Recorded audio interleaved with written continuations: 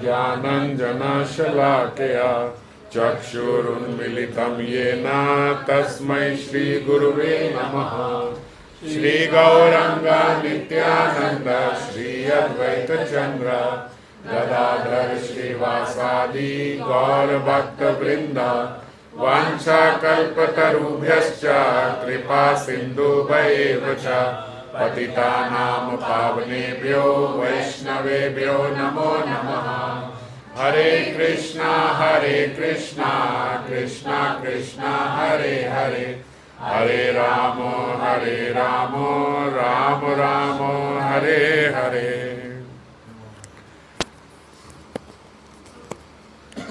तो श्री चैतन्य चरितामृत के माध्यम से हम लोग रामानंद राय संवाद पे चर्चा कर रहे हैं और आज श्रीमन महाप्रभु ने रामानंद राय से प्रश्न किया, गान मध्य कौन गार जीवेर निज धर्म, राधा कृष्ण प्रेम केली यही गीतेर मर्म। हम जितने भी ये प्यार पढ़ रहे हैं इसमें प्रथम जो लाइन है उसमें श्रीमन महाप्रभु प्रश्न कर रहे हैं और रामानंद राय दूसरी में उसका उत्तर दे रहे हैं। तो गान मध्य कौन गान जीवेर निज धर्म, श्रीमन महाप्रभु ने प्रश्न किया समस्त गानों में कौन सा गान जीव का निज धर्म है। श्रीमन रामानंद राय उत्तर दे रहे हैं, राधा कृष्ण प्रेम केली यही गीतेर मर्म। राधा कृष्ण प्रेम केली मतलब जिसमें राधा कृष्ण के लीलाओं का वर्णन है, जिसमें उनकी लीलाओं का गान है, वही जीव के गीतों का मर्म है। माने उसको कैसे गीत जीव को गाने चाहिए, तो वैसे गीत जिसमें राधा कृष्ण की प्रेम लीलाओं का वर्णन है। इसको दो प्रकार से समझा जा सकता है। एक तो ये कि जीव खास करके जो हम सनातन धर्मी हैं, हम बहुत सारे पाठ स्तव स्तुति ये सब लेके बैठते हैं कि रोज सुबह हमें पहले ये करना है, पहले ये करना है, पहले ऐसे करना है, और बहुत सारे अलग अलग अन्य कई देवी देवताओं के भी, कहीं के भी, यहाँ को जल चढ़ाना है, वहाँ जाना है, ये जाना है, बहुत सारी हमारी स्तुतियाँ स्तव ये सब होती हैं या हुआ करती थी या कईयों की अभी भी हैं। तो सबके लिए ये बात बताई गई कि जो इतनी सारी अन्य स्तुति स्तव ये सब हम करते हैं, ये सब ना करके जीव का धर्म क्या है कि वो केवल जिसमें राधा कृष्ण की प्रेम केली का गान होता हो, वो उन्हीं का गान करे। माने वही स्तव वही स्तुति जिनमें उनका वर्णन है, उनके नाम का, उनके रूप का, उनकी लीलाओं का। लीला का वर्णन मतलब जिसमें सब आ गया, उनके रूप का वर्णन हो और उनकी लीला का वर्णन हो, उनका गुणगान हो, इस प्रकार से उनके नाम का, इस प्रकार की जो स्तुतियां हैं, जो स्तव है, वो करने चाहिए। और दूसरा ये अन्य गीत, यानी जैसे हमने प्रेम भक्ति चंद्रिका में भी चर्चा करी थी, ठाकुर महाशय ने भी बोला था अन्य गीत छाड़ी।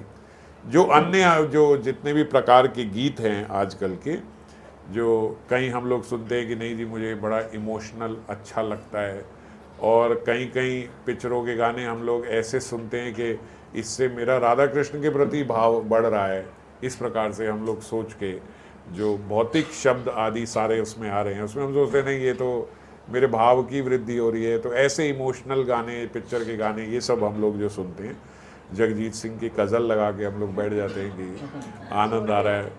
एक भक्त थे, वो एक बार हम गए तो जगजीत सिंह की गज़ल सुन रहे थे। मैंने कहा जगजीत सिंह की गज़ल सुनते हो आप, अच्छा लगता है। तो उन्होंने ये नहीं ईमानदारी से बोला कि अभी ये भी अच्छा लगता है, उन्होंने बोला कि देखो ना, हम ऐसे स्मरण करते हैं कि राधा कृष्ण बैठे हैं और जगजीत साहब गा रहे हैं। तो इस प्रकार के जो अन्य गान हैं, वो हम लोगों को, जो गौड़ियाँ हैं, जो भजन करना चाहते हैं, उनको वर्जित है। और एक ऐसे भी समझ सकते हैं कि जैसे कई बारी हम इस जगत में बहुत सारी चीज़ों से प्रभावित हो जाते हैं, किसी वस्तु से प्रभावित हो गए, किसी व्यक्ति से प्रभावित हो गए, तो जब हम उनसे प्रभावित हो जाते हैं तो ऐसे बोलते हैं ना, तुम तो जब देखो उसी का गान करता रहता है ना, जब देखो ये तो उसी के गीत गाती रहती है।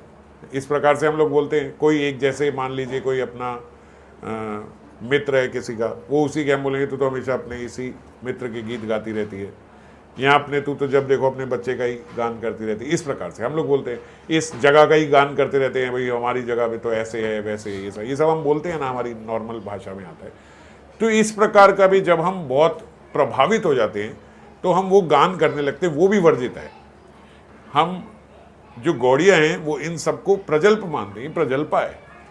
जो भजन के लिए सीरियस है, जो अधिकारी जन है, वो लोग इसको कहते हैं ये प्रजल्प हम क्यों करें, इधर उधर की बातें, यहाँ का वहाँ का, ये सब हम क्यों व्यर्थ हम लोग चर्चा करें।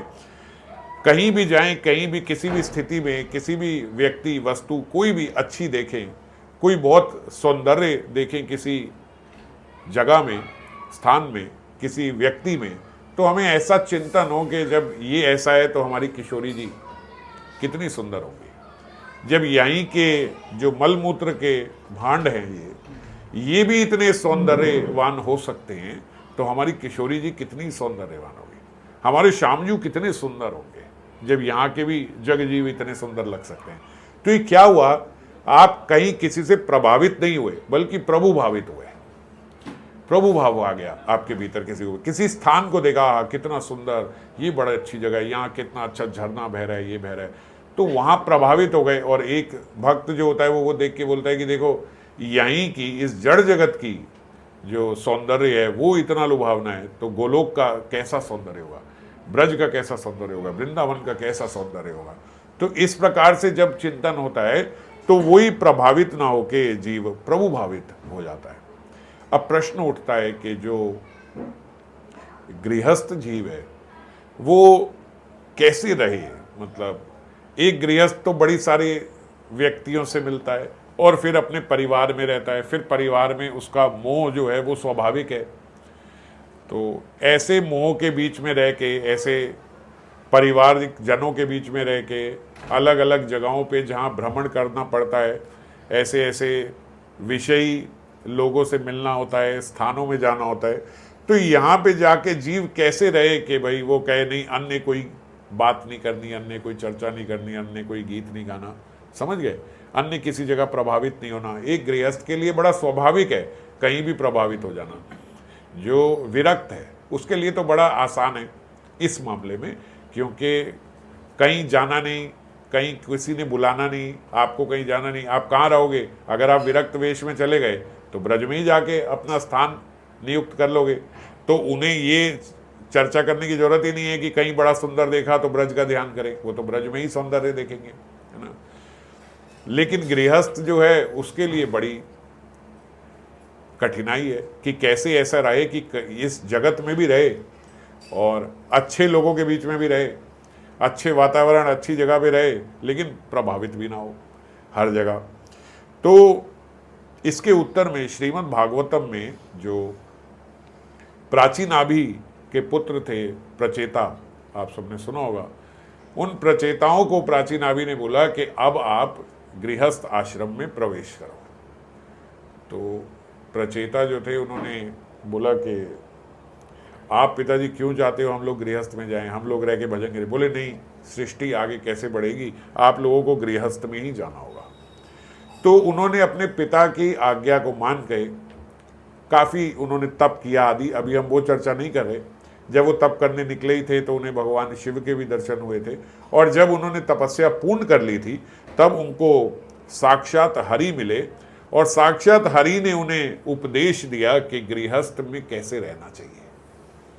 तो ये हम सबके लिए बड़ा महत्वपूर्ण है, प्रत्येक गृहस्थ के लिए ये महत्वपूर्ण है कि जीव को गृहस्थ आश्रम में किस प्रकार रहना चाहिए। क्यों? क्योंकि साक्षात हरि उनके समक्ष आके उनको ये उपदेश दे रहे हैं कि आप मेरे बड़े प्रिय भक्त हो और आपने मैत्री के साथ इतना सुंदर तप जो किया इतने समय तक, मैत्री के साथ मतलब सब भाइयों ने मिलके बिना किसी द्वेष के, बिना किसी ईर्ष्या के, सबने मिल के एकत्रित होके जो ऐसा तप किया, मैं उससे प्रसन्न होके भगवान ने वर्णन किया कि आपकी मैत्री से जो सब आपने मिल के भजन किया, मैं उससे प्रसन्न हुआ हूँ। और उसके कारण मैं आपको आके ये बताना चाहता हूँ किस प्रकार गृहस्थ में रहें। तो गृहेषु अविष्टाम च अपि पुंसन कुशल कर्म नाम मद वार्तायात यमनाम ना बंधाय गृह मतः। भगवान बोल रहे हैं गृहेषु अविष्टाम च अपि पुंसन कुशल कर्म नाम, यानी दो प्रकार के लोग हैं। एक कौन से? जो गृहेषु अविष्टाम, मतलब जो गृहस्थ में प्रवेश कर रहे हैं।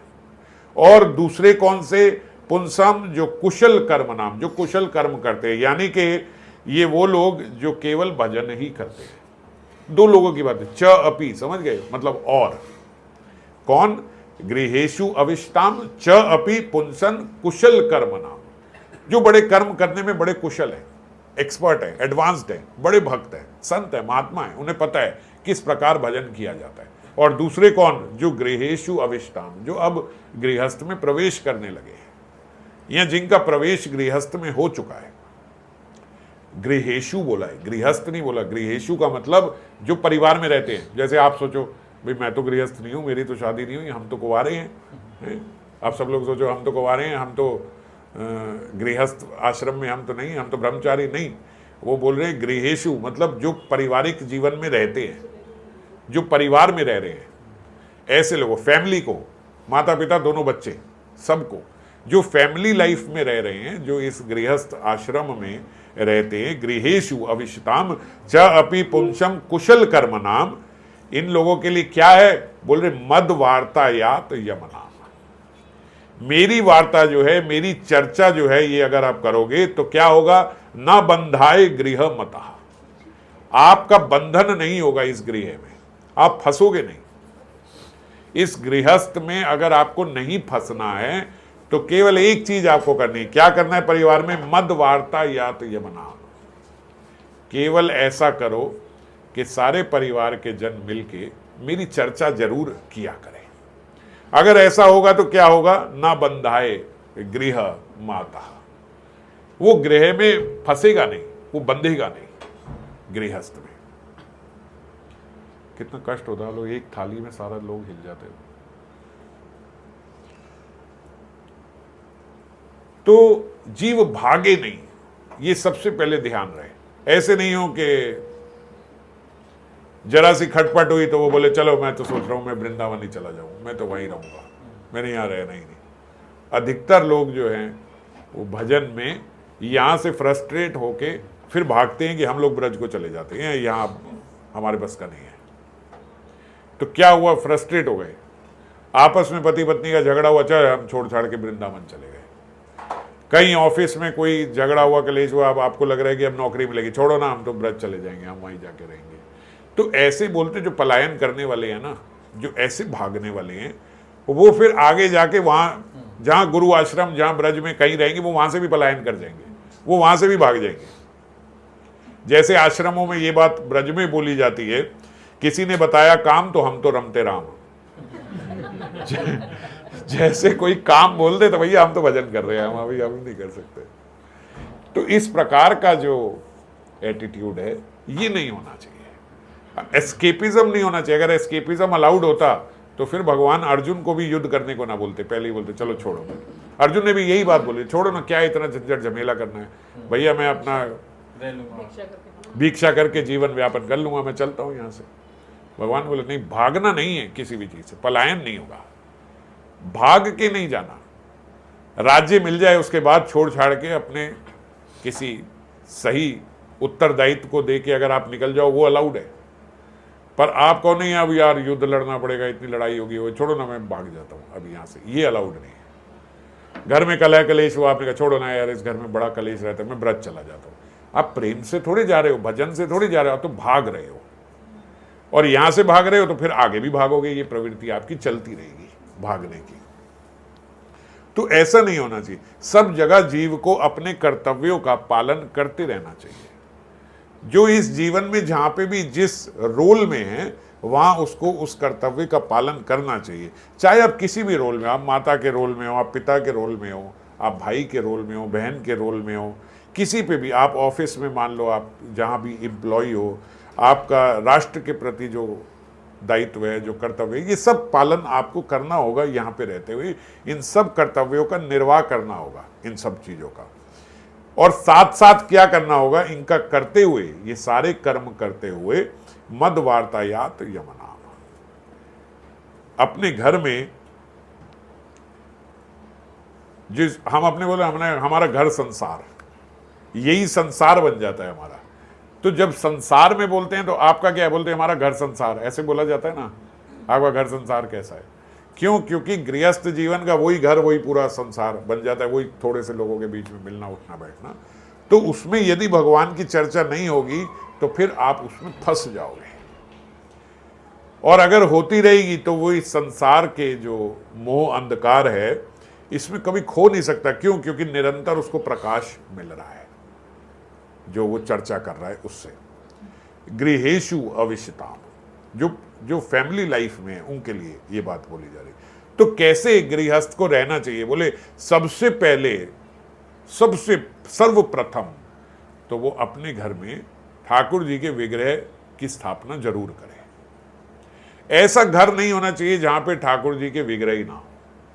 ऐसे घर को बोला जाता है शमशान है। ठाकुर जी के विग्रह घर में जरूर होने चाहिए। और अब ये सब आप लोगों के समक्ष तो क्या चर्चा करूं, इस आप ये तो सब है ही, सबके घर में ठाकुर जी के विग्रह हैं। और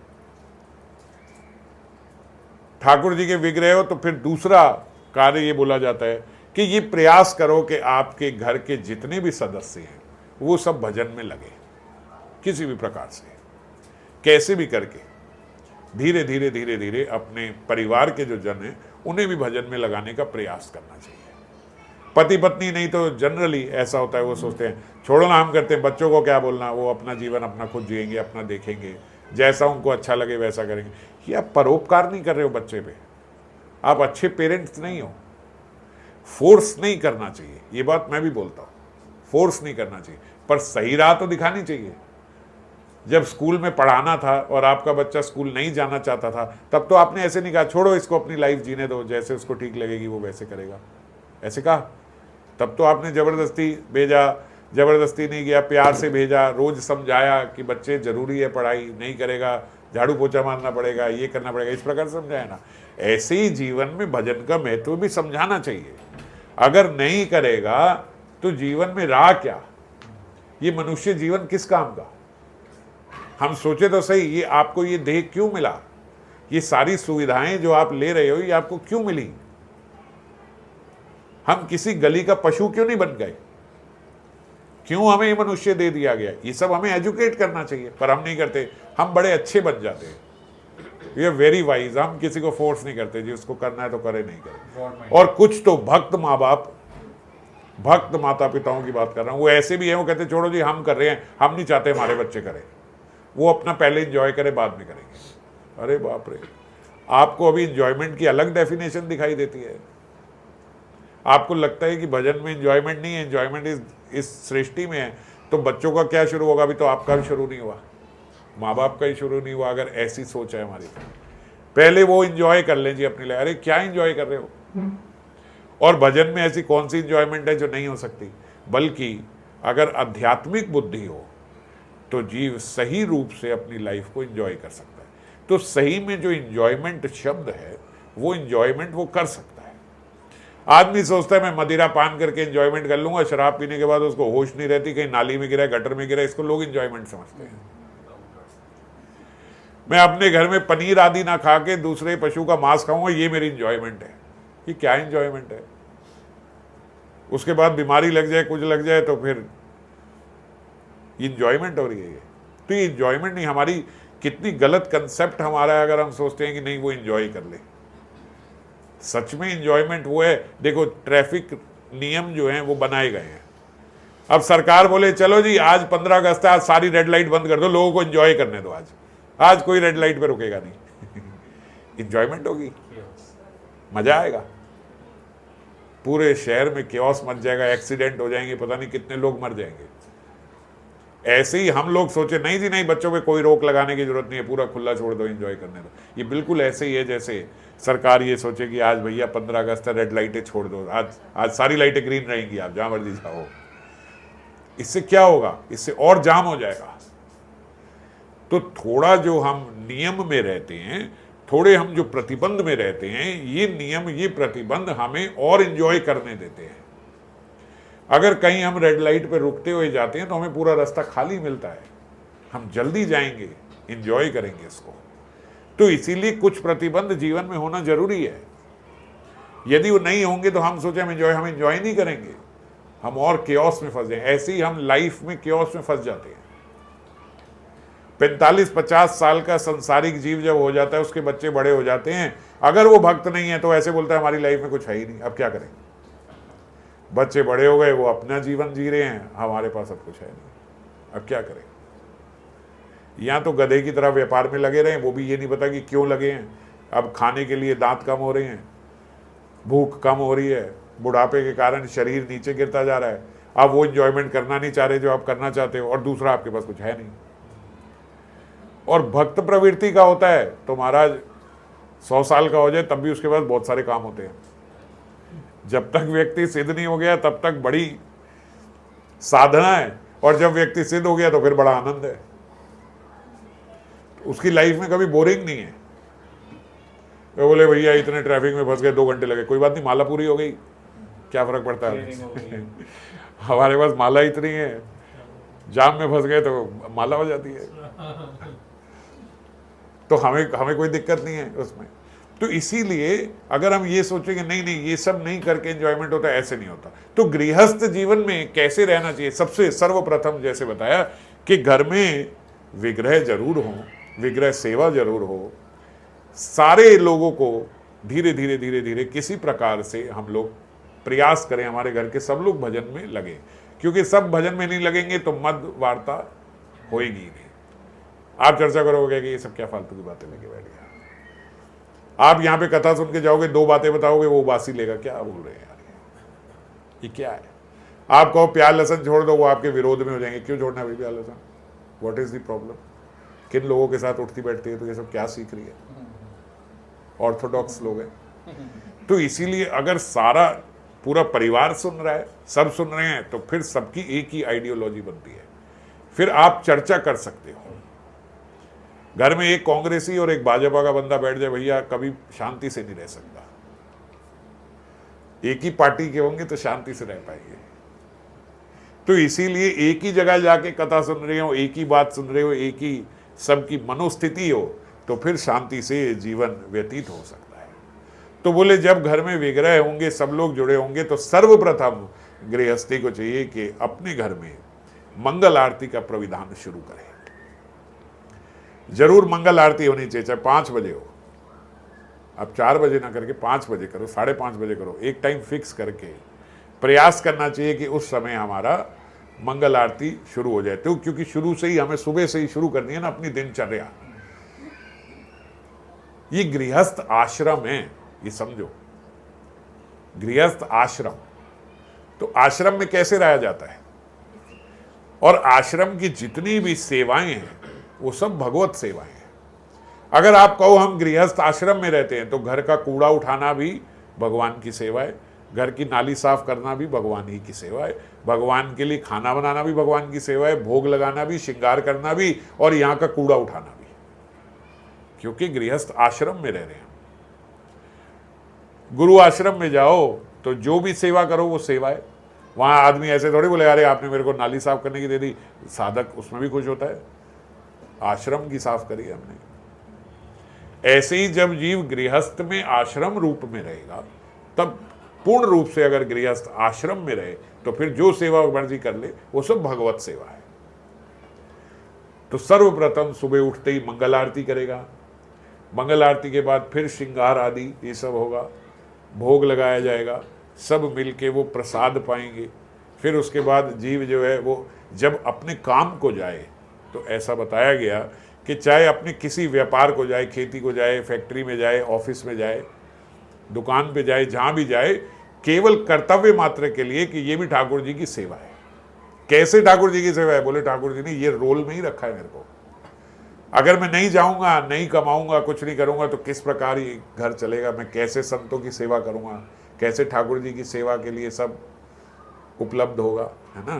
तो इस प्रकार से कर्तव्य रूप से हमें कार्य करना है भगवान की सेवा समझ के, और यथा समय जब हमें समय मिले तो हमारे पास जो काउंटर या स्मरणी आदि होती है उसमें हम नाम जप करते रहे, जब जितना जैसे समय मिले। कोई ऑफिस में माला नहीं कर सकता तो काउंटर है, उसमें हमारे मुख से जितना नाम हो सके उतना नाम जप हम करते रहें। और जो ही ऑफिस से आए तो एक रूटीन होना चाहिए कि सब लोग मिल के, जितने भी घर में लोग हैं वो सब मिल के प्रसाद पाएँ ठाकुर जी का। और जो लोग काम पे जाते हैं उनके लिए ये अवश्यम भवी है, एकदम ज़रूरी है कि एक भोग जरूर वो भी ठाकुर जी को अर्पण करें। अभी पीछे ऐसा सुनने में आया कि कुछ लोग जो ऑफिस जा रहे हैं या जा रहे हैं, बोले हम तो कभी ठाकुर जी की कोई सेवा कर ही नहीं पाते, हम सुबह चले जाते हैं, रात को आते हैं, तो सारे भोग तो घर में जो रहते हैं वही लगाते हैं, डीटी वर्शिप भी वही करते हैं। मैं कहता तो ठाकुर जी आपके हुए कैसे, कैसे हुए आपके? अगर आपने एक भी सेवा नहीं पकड़ी, जो बच्चे भी हैं बिल्कुल पढ़ भी रहे हैं, मैं उनको भी बोलता हूं आप और कुछ नहीं, आप सुबह सुबह स्कूल जाते हो चंदन घिस जाओ, थोड़ा एक सेवा पकड़ लो नियम से, मेरी ये सेवा है मैं रोज सुबह चंदन घिस के चला जाऊंगा, मेरी ये सेवा है मैं सुबह थोड़ा सा तुलसी चयन करके ठाकुर जी के लिए दे जाऊंगा, मेरी ये सेवा है मैं सुबह रोज थोड़े से पुष्प चयन करके ठाकुर जी की सेवा में दे दूंगा। कोई एक सेवा तो पकड़े हैं, नहीं तो शाम को आके तुलसी जो है वो चंदन जो है वो घिस के रख दिया, अगले दिन सुबह काम आएगा डीटी वर्शिप में। जो पढ़ने लिखने वाले बच्चे हैं घर में, तो गृहस्थ आश्रम में जब रहोगे तो सबके लिए सेवा होगी। जो गृहिणियां घर में रहती हैं वो जरूर संध्या आरती करें, घर में रह रहे हो तो संध्या आरती होनी चाहिए। जो ऑफिस से आ रहा है, चाहे माता हो या दादाजी हो, कोई भी हो, जब ऑफिस से आ रहे हैं तो आके शयन आरती करें, रात को एक आरती उन्हें भी करनी चाहिए। सुलाने का जिम्मा जो है उनका, वो ठाकुर जी को शयन कराने का जिम्मा हमारा है। हम आएंगे, हम रात को शयन कराएंगे, शयन आरती करेंगे, सुबह जाते समय एक भोग लगा के जाएंगे। तो सब मिल के, ऐसा नहीं होना चाहिए कि भैया हमारे घर में तो यही डीटी वर्शिप करती है, भाई भोग यही लगाती है, वो यही हमें हमारे बस हैं, ऐसे नहीं होना चाहिए। ये गृहस्थ आश्रम नहीं है, बंद जाओगे फिर। और सबसे महत्वपूर्ण बात यह है कि रात्रि में जब आप सब लोग परिवारजन बैठे तो जरूर मद वार्ता नाम होनी चाहिए। या तो आप भगवान के कोई भी, जैसे हम लोगों के शास्त्र हैं, वो शास्त्र उठा के एक जना पढ़ रहा है, बाकी सब सुन रहे हैं, मिल के एक अध्ययन होना चाहिए, फिर उस पर चर्चा अपने आप स्वाभाविकता हो जाती है। कोई कथा लगा ली, भैया हम ये रोज आधा घंटा ये कथा हम मिल के सुना करेंगे, मिल के एक ही कथा, बाकी सब अपनी अपनी जो सुनते सुने, लेकिन एक कथा हम मिल के सुनेंगे ये शाम को बैठ के। कीर्तन कर सके तो और अच्छी बात है कि भैया शाम को बैठ के आधा घंटा हम सब मिल के कीर्तन करेंगे, कुछ भी अध्ययन करें, श्रवण करें, कीर्तन करें। तिलक आदि रचना जरूर हमारी होनी चाहिए। मैं अधिकतर भक्तों को देखता हूँ कि भैया हाँ अभी अभी फटाफट यहीं आके तिलक लगाते हैं कि भैया क्लास है, हमें तिलक लगाना है। ऐसी प्रवृत्ति नहीं होनी चाहिए, और कहीं यहां पे भी नहीं लगाते, ऐसी प्रवृत्ति नहीं होनी चाहिए। देखो जैसे शादीशुदा स्त्री यदि श्रृंगार आदि ठीक से नहीं करे, तो मान लीजिए मांग नहीं भरी, कुछ नहीं करा, तो ऐसे बोला जाता है कि ये अपशगुन है।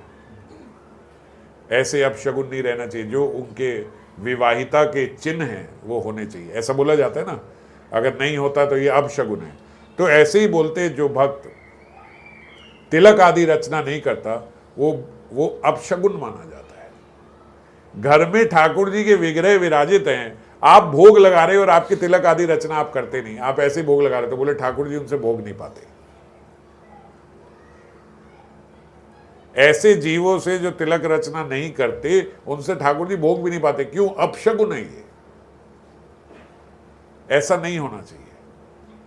तो इसीलिए जब हम गृहस्थ आश्रम में रहेंगे, आश्रम वर्ड पे जोड़ देना, इंजॉयमेंट के लिए नहीं है, हम तो गृहस्थी हैं भैया, ये विरक्तियों की बात है, हम गृहस्थी हैं, ऐसा नहीं है।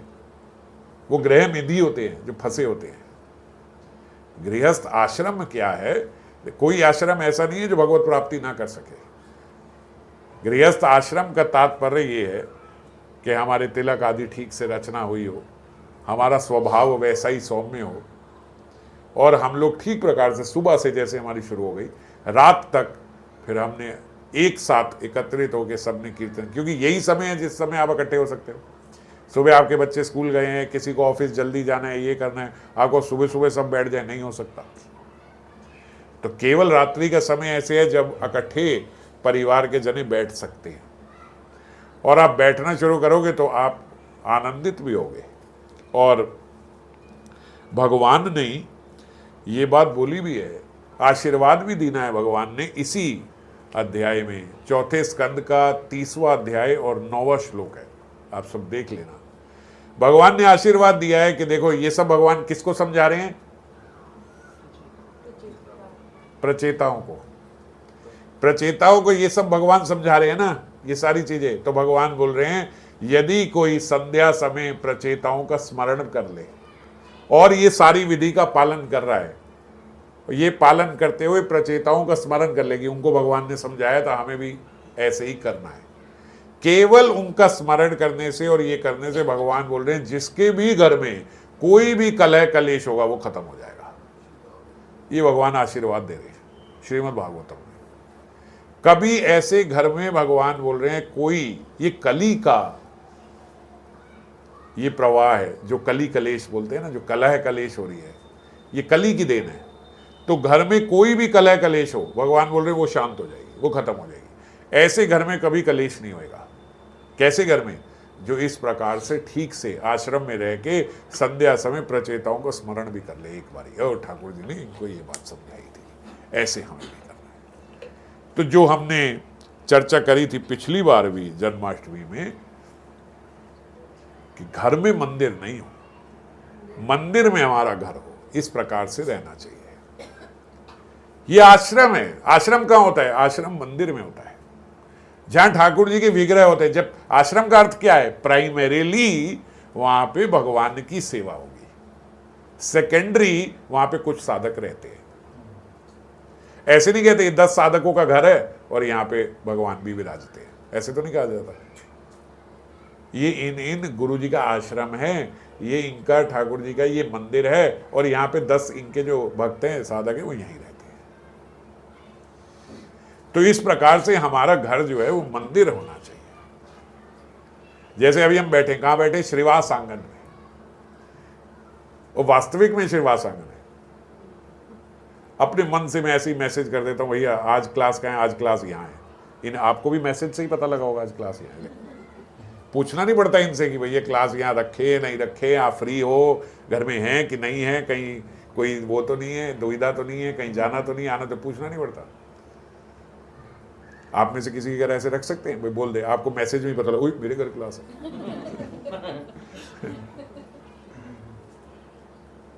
श्रीवास आंगन में हम लोग ऐसे रखते। पूछा आज, मैंने कहा आज इनके घर रखते हैं, आज इनके घर, उनको भी मैसेज में पता लगा आज हमारे घर को। बड़ी अच्छी बात है, हमेशा रेडी है।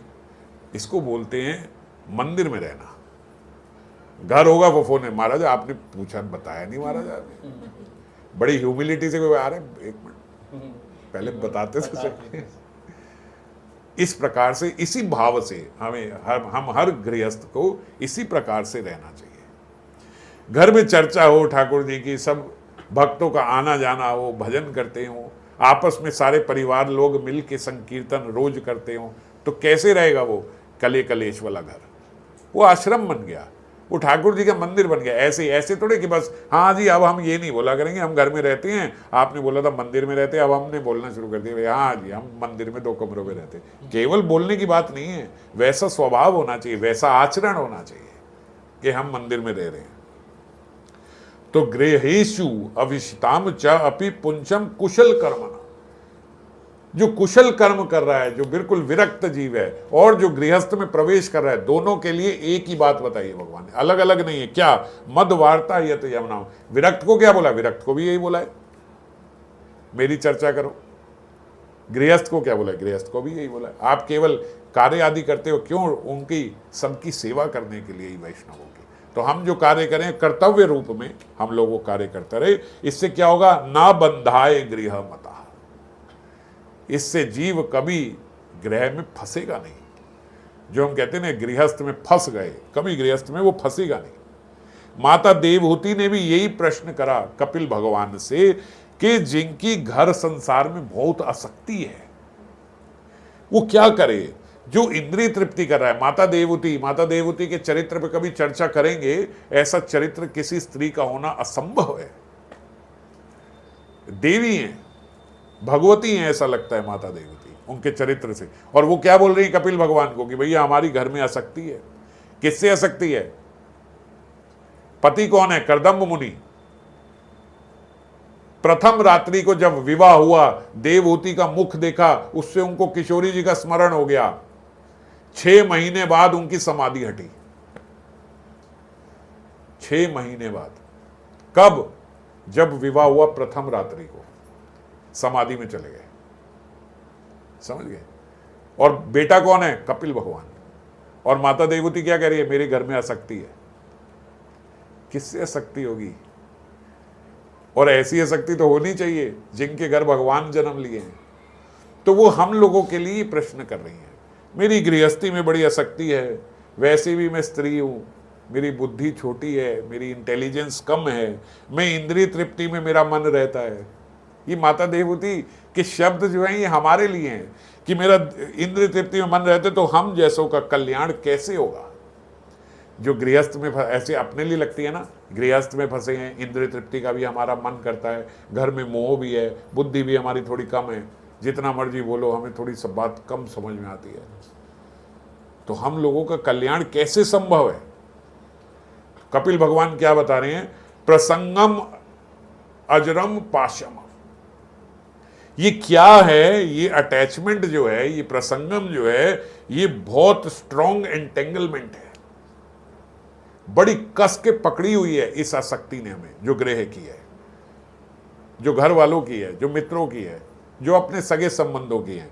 प्रसंगम अजरम पाशम आत्मना काव्यो विदु। आत्मना काव्यो विदु मतलब जो इंटेलिजेंट व्यक्ति हैं वो क्या उपदेश देते हैं, वो क्या समझाते हैं।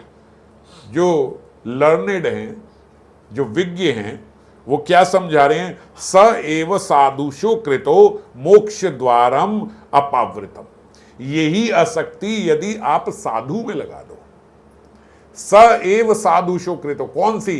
प्रसंगम अजरम पाशम, जो आपने इतनी गाढ़ी आसक्ति अपने गृह वासियों में लगाई हुई है, अपने सगे संबंधी, अपने मित्रों में लगाई हुई है, यही आसक्ति आप साधुओं में लगा दो।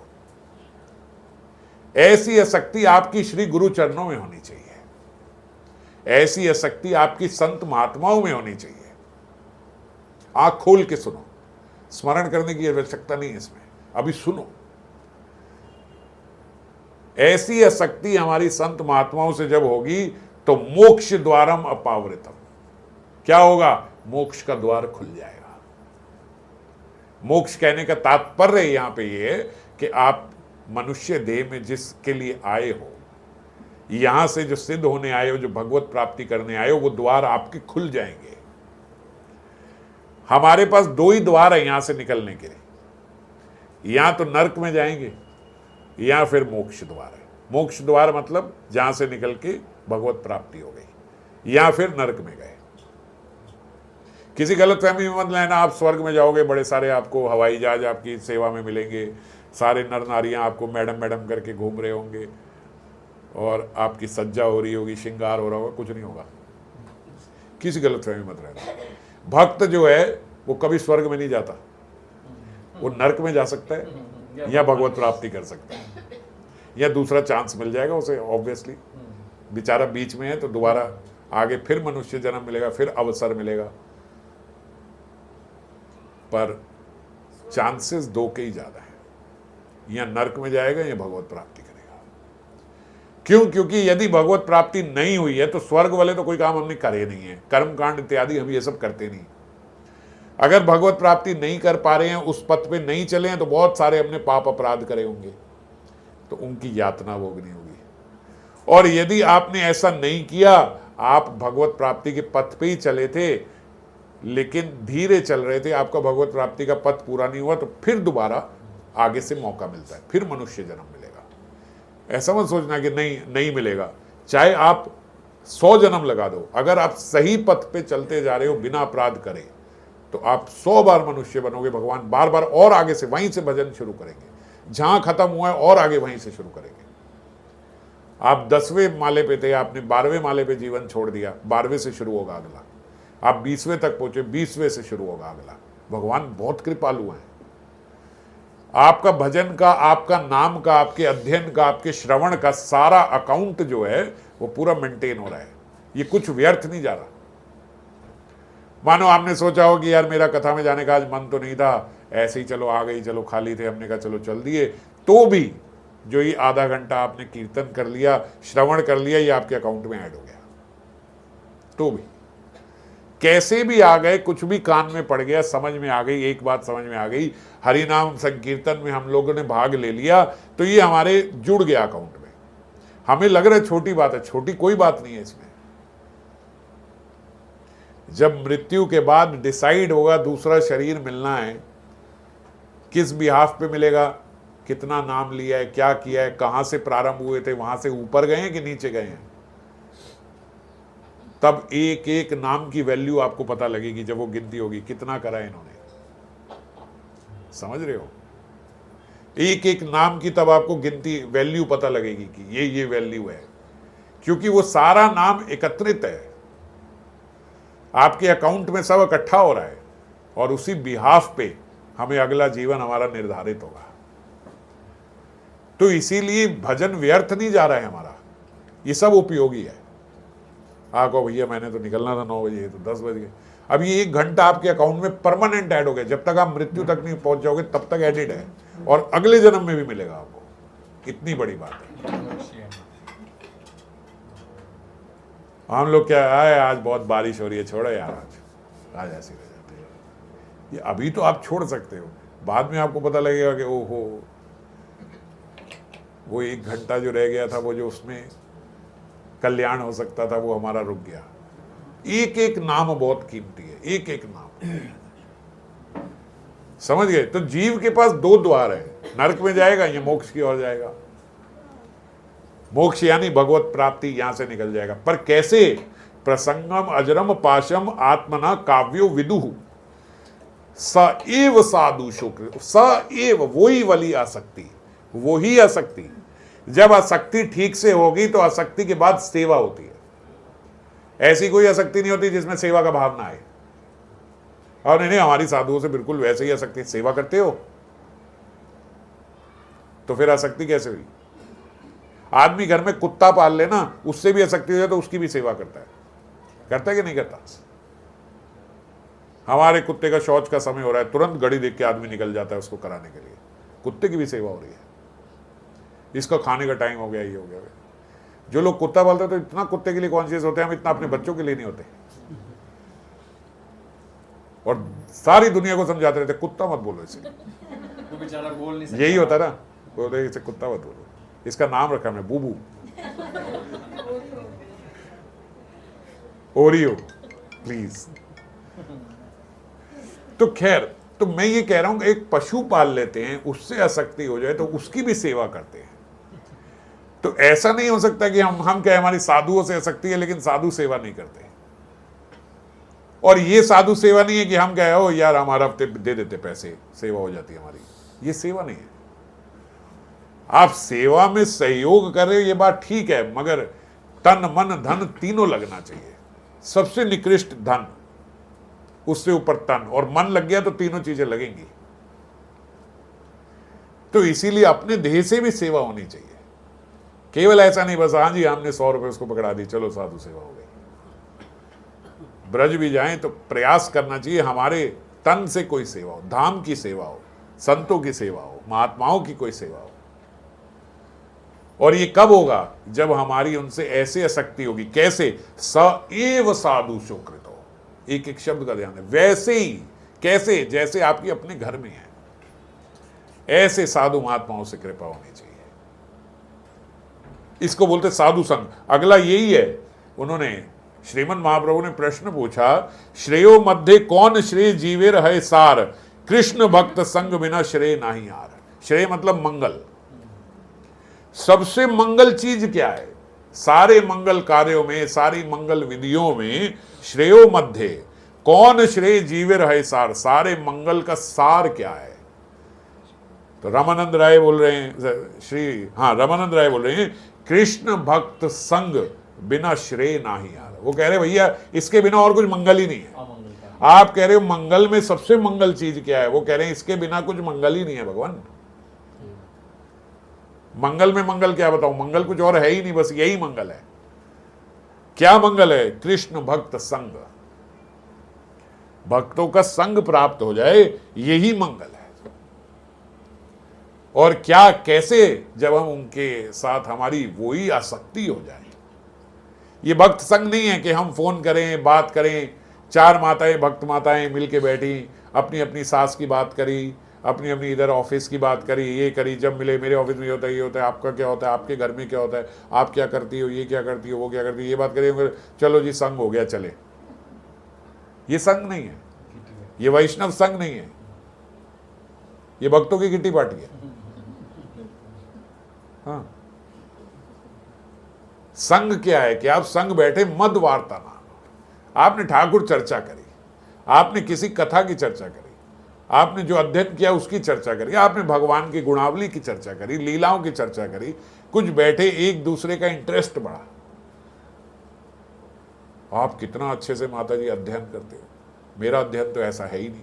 अगर ऐसा लेके मैं वहां से आया हूं तो लगेगा हाँ भाई भक्त संग किया है।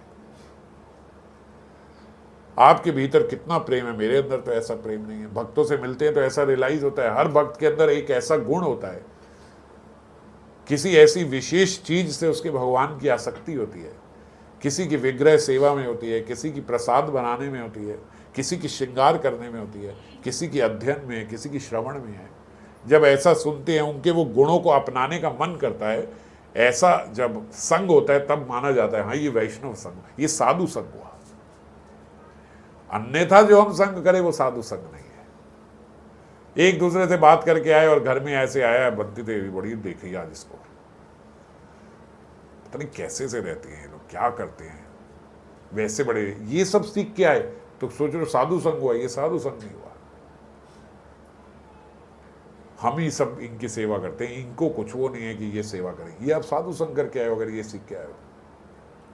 हमारे हृदय में ऐसा होना चाहिए कि सारी सेवा मैं ही कर लूं, अगर प्राप्त हो तो। मेरे मन में ये ना आए कि ये मेरी सेवा कर दे।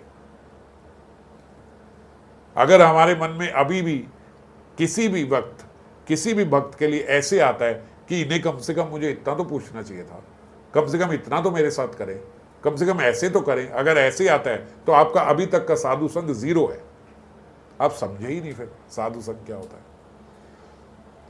साधुओं की सेवा करना जो है, कृष्ण भक्त की सेवा करना, ये संग है। आप ब्रज में जाओगे, आप ऐसा एक्सपेक्ट करोगे मैं गया बाबा खड़े ही नहीं हुए, आंख भी नहीं खोल के देख रहे, अपनी माला कर रहे हैं। ये देखना ही महात्मा बैठे हुए हैं, बैठे ही रहे, हम सारे इतने सारे गए, वो अपना बैठ के माला ही कर रहे हैं। कोई है ही नहीं कि हम सारे आए हैं। ऐसे कभी बोलोगे? हाँ, थोड़ी बुद्धि हमारे अंदर आ गई कि यार ये महात्मा है, ये संत है। तो यही संत, यही कृष्ण भक्त सब यहाँ पे भी हैं। कृष्ण भक्त तो है, इसीलिए उन्होंने ये नहीं बोला सत्संग, ये नहीं बोला संतों का संग, क्या बोला? कृष्ण भक्त संग बिना श्रेय नहीं आ रहा। कृष्ण भक्त संग, साधु संग नहीं। आप साधु संग जब हम बोलते हैं आप तो आपको साधु थोड़ी हो, महात्मा की बात हुई है। कृष्ण भक्त संग की बात हुई है। कृष्ण भक्त की सेवा करनी है हमें, समझ गए? तो कोई भी कृष्ण भक्त, सब यहाँ पे कृष्ण भक्त हैं, जो हमें जिसकी सेवा प्राप्त हो, बहुत अच्छी बात है। हम एक्सपेक्ट करें कि वो हमें प्रणाम करे, हम एक्सपेक्ट करें कि वो हमें पानी पूछे, हम एक्सपेक्ट करें कि ये क्यों नहीं किया, इन्होंने ये क्यों नहीं किया, जब ये बैठे थे प्रसाद में मैं इनको दे रहा था, मैं बैठा हूँ ये मुझे दे नहीं रहे। ऐसी एक्सपेक्टेशन अगर आपके भीतर है, आपका साधु संग, आपका कृष्ण भक्त संग सब 0 है। आपका भजन प्रारंभ नहीं हुआ, अभी समझे ही नहीं आप। और सबसे बड़ी बात, आपके जीवन में कुछ मंगल नहीं है, अमंगल ही है। क्यों? क्योंकि श्रेयो मध्य यही श्रेय नहीं आ रहा। कृष्ण भक्त का संग जी रहा है तो क्या है? मंगल नहीं है आपके जीवन में, अमंगल ही है। ये जीवन अमंगल है, क्योंकि जो चीज मंगल है वो तो आपके भीतर आई ही नहीं। वो ये नहीं कह रहे मंगलों में सबसे मंगल ये बात है, अच्छों में सबसे अच्छी बात ये है, मंगलकारी है। हालांकि भगवान ने उनसे यही पूछा है। महाप्रभु का प्रश्न यही है, श्रेयो मध्य कौन श्रेय जीवे रहे सार। ये बताओ, सारे श्रेयों के मध्य में सार क्या है सबसे मंगल का? रामानंद राय ये नहीं बोल रहे ये सार है। कृष्ण भक्त श्रेयो मध्य सर्व श्रेय सार, ये जवाब नहीं दिया उन्होंने क्या जवाब दिया? कृष्ण भक्त संग बिना श्रेय नाही आर। और कुछ मंगल नहीं है। सेवा ग्रहण करना मंगल नहीं है। आप कहो भैया अब देखो माला वाला थोड़ी सही करता हूं, भजन सही करता हूं, सब लोग मेरे को ही पूछते हैं, ये देखो ये पानी ला रहा है, वो ला रहा है। आदमी अंदर से सोचता है भजन फलीभूत हो रहा है। ये आपका भजन फलीभूत नहीं हो रहा है, ये आपका भजन खर्च हो रहा है। 2-4 पैसे कमाए थे वो भी खर्च हो गए, और ये भाव आने से तो तेजी से और निकल गए। भजन कब आपका फलीभूत होगा? जब हमारे भीतर सेवा आएगी। भजन तब फलीभूत होगा जब सारों के मध्य में सबसे अपने आप को छोटा समझूंगा, सब में सबसे दीन अपने आप को मैं ही दिखूंगा, तब समझना आपका भजन अब फलीभूत हो गया। सबसे दीनहीन मैं ही हूं। अगर आपको अभी लगता है कि यार इन सब से तो फिर मैं बेटर ही हूं, तो फिर आपका भजन सही नहीं चल रहा। भजन सही चलेगा तो अपने अंदर बहुत सारी कमियां दिखेंगी,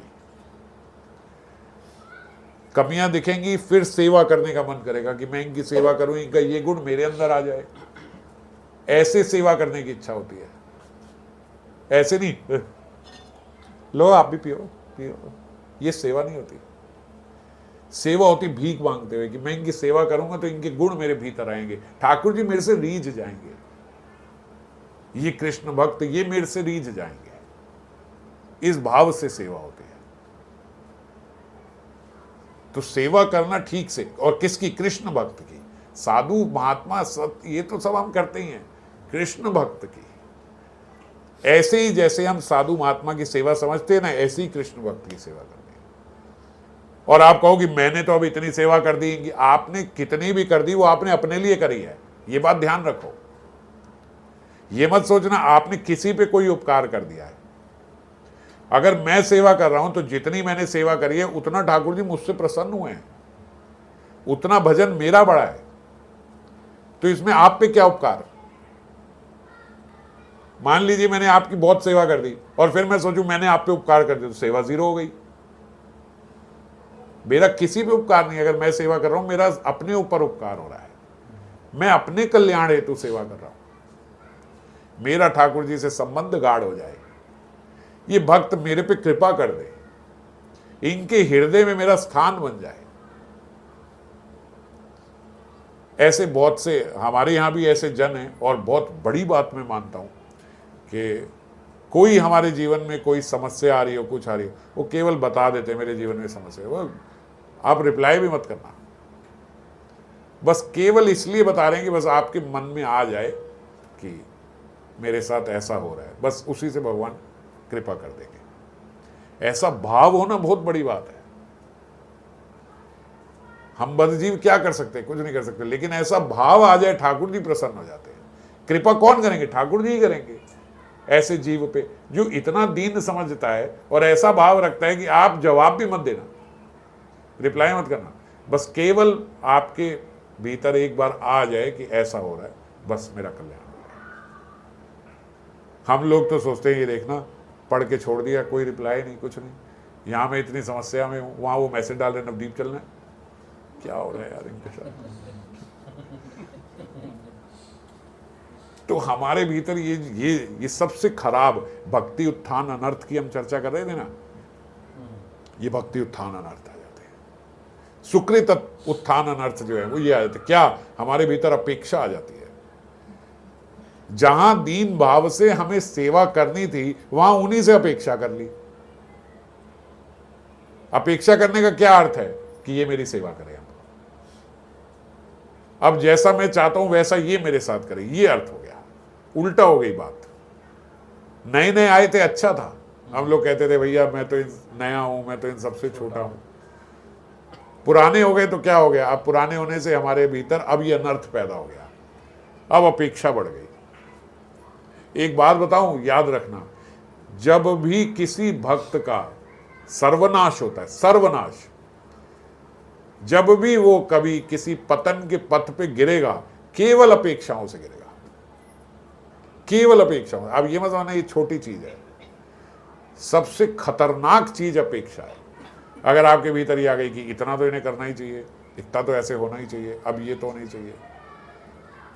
शास्त्रों की बिल्कुल एज इट इज बात आपको बताऊं तो उसमें बोला है हमें ऐसे होना चाहिए जैसे घर का पालतू पशु होता है ना, ऐसे हमें भक्त परिवार में, ऐसे हमें भक्तों के समक्ष होना चाहिए। कैसा? जैसा पशु होता है। पशु कैसा होता है? पालतू पशु। आपने बिस्कुट खाया, आधा रह गया, आपने कुत्ते को डाल, ले खा लेगा। आपने संतरा खाया, छिलके डाल दिए, ले खा लेगा। ऐसा ही होता है ना पशु। ऐसा बोलते, ऐसा भक्तों के साथ रहना चाहिए। ये शास्त्रों की एज इट इज बात बता रहा हूं आपको। ऐसा हमारा व्यवहार, और हम अपेक्षा कर ले, मतलब कुत्ता अपेक्षा करे कि मालिक पहले टेबल पे बिठा के मुझे रोटी रख के खिलाए और उसके बाद जो मैं छोड़ दूं वो ये खा ले। अपेक्षा रखना ऐसा है। हमें पालतू पशु की तरह इतना दीनहीन होकर रहे, इतना दीनहीन बताया गया है, ऐसा रहना चाहिए। त्रिनादपि सुनि चेन तरोरपि सहिष्णुता, सुनते हैं ना, उसका ये अर्थ है। ऐसा त्रिनादपि जीव को होना चाहिए, बिल्कुल पशुवत के। ऐसे हमारे, हमें जो मिल जाए इनके दरबार से। ऐसा भी बोला गया है, कहीं आप कहीं वैष्णव के घर जाओ, कुछ जाओ, याचना करके भीख मांग के उनको बोलो एक गिलास पानी दे दे। भक्त के यहाँ का पानी पीने से भी बड़ा कल्याण हो जाता है। एक घुट पानी मिल जाए बस। तो सर्वो उपेक्षा क्या हमारी होनी चाहिए? बस ये कि इनके घर का हमें एक घूंट पानी मिल जाए, ये है हाईएस्ट एक्सपेक्टेशन। बस इतनी कि भक्त का घर का कुछ मिल जाए हमें, हमारा कल्याण हो जाएगा। वो भी किस भाव से? कि इनका उच्चिष्ट मिल जाए हमें। इनके यहाँ ठाकुर जी को भोग लगता है, इनके ठाकुर जी साक्षात रहते हैं। अगर इनके यहाँ रहते, मेरे यहाँ भी तो रहते हैं। हम अपने घर का पी लेंगे, हमारे घर भी है। आपके घर सिर्फ गिरिराज जी, हमारे घर राधा कृष्ण है। ऐसा भाव नहीं होना चाहिए, ये भाव नहीं होना चाहिए। ठाकुर जी प्रसन्न नहीं होते इससे। वो भी आपके घर तभी ग्रहण करेंगे जब आप लोलुप होगे। गौरनिताई का तो मेरे को मिलता है, तो गिरिराज जी का, आपके गिरिराज जी का थोड़ा सा महाप्रसाद मिल जाए, समझ गए?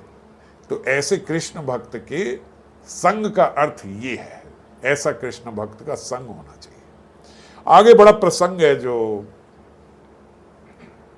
सूत गोस्वामी है, उनसे शौनक आदि ऋषियों ने पूछा, आप महाराज ऐसा बताओ कि जो सबसे निकृष्ट हो।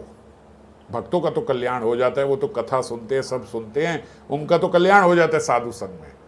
आप ऐसा उदाहरण बताओ जो सबसे निकृष्ट हो, एकदम नीचे का व्यक्ति, और उसका भी साधु संग में लाभ हो गया हो, कृष्ण भक्त संग में उसका भी कल्याण हो गया। ऐसा उदाहरण बताओ, तब जाने कि हाँ जी साधु संग से कल्याण होता है। तो सूत गोस्वामी ने जो बताया वो लंबी कथा है। उन्होंने कहा बड़े सारे प्रसंग है, एक प्रसंग आपको सुनाता हूँ। वो प्रसंग की चर्चा हम अगली बार करेंगे कि कैसे साधु संग से निकृष्ट जीव का भी लाभ हो सकता है। तो तब तक इसी पे हम लोग ध्यान दें कि हमारी जो अपनी दिनचर्या है वो जैसे बताई गई है, जो आश्रम में, गृहस्थ आश्रम में होनी चाहिए, उसके पास पहुंच जाए हम। एक एक अंग को अपना के, मान लिया हम सोचे कि अभी तो ऐसे 6-7 अंग है जो हम नहीं अपनाते, तो धीरे धीरे एक अंग को अपनाया, 1-2 महीने बाद फिर दूसरे को, फिर तीसरे को। हमारी सुबह से लेकर रात तक की ऐसी दिनचर्या हमारे घर में होनी चाहिए भक्तों की। प्रयास करेंगे बिल्कुल जितना समीप आ सकते हैं उस दिनचर्या के, उतना समीप आके वैसा रहे। फिर हमारा ये जो गृहस्थ आश्रम है भगवान के ही हिसाब से ये सफल होगा। और हमारे घर के, आजकल कलयुग में सबसे बड़ा आशीर्वाद यही है कि घर में कोई कलह कलेश ना हो। तो सारे हमारे घर के कलेश भी इससे खत्म हो जाएंगे जब हम ये करेंगे। तो कोई विपदा घर में नहीं रहेगी, केवल यही कैसे गृहस्थ में रहना चाहिए इसको हम समझ के सीख के अपने यहाँ ऐसे रहे, और फिर आगे और कैसे साधु संग से कल्याण हो सकता है इस पे अगली बार चर्चा करेंगे। जय राम।